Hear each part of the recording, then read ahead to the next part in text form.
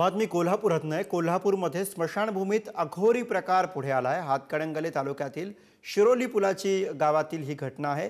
स्मशानभूमीवरती मांत्रिकाकडून अघोरी प्रकार करत असल्याचा व्हिडिओ समोर आलाय।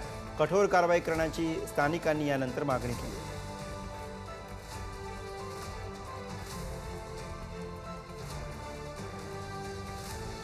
आणि याविषयी आपण अधिक बोलूया। प्रतिनिधी शेखर पाटील सध्या कोल्हापुरातून आपल्या सोबत आहेत। शेखर, कधीची घटना आहे आणि काय या घटना पुढे आल्यानंतर काय मागणी? अनेक लाईनला घेतात म्हणे सर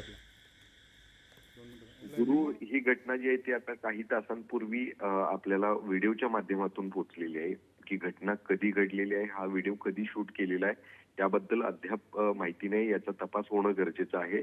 या व्हिडिओमध्ये आपण पाहतोय एक मांत्रिक त्या ठिकाणी हातामध्ये लिंबू घेतलेला आहे आणि स्मशानमध्ये डायरेक्ट घुसलेला आहे आणि त्याच्याकडून काहीतरी मंत्रपाठ त्या ठिकाणी सुरू आहेत। खरं तर असे प्रकार यापूर्वी देखील कोल्हापूर जिल्ह्यामध्ये घडलेले आहेत, मात्र हा काहीतरी नवीन प्रकार घेऊन या ठिकाणी मार्केटला आलाय म्हणावं लागेल, कारण असे मार्केटला आलेले मांत्रिक मोठ्या प्रमाणात आता कोल्हापूर जिल्ह्यात पसरत आहेत आणि यांच्यावरती खरंच कठोर कारवाई होणं गरजेचं आहे। अशा पद्धतीनं फुलथापांना बळी पडून अनेक सर्वसामान्य नागरिक त्या ठिकाणी अजूनही त्याच्या मार्गावरती चालताना पाहायला मिळतात। ही एक दुर्दैवी बाब आहे।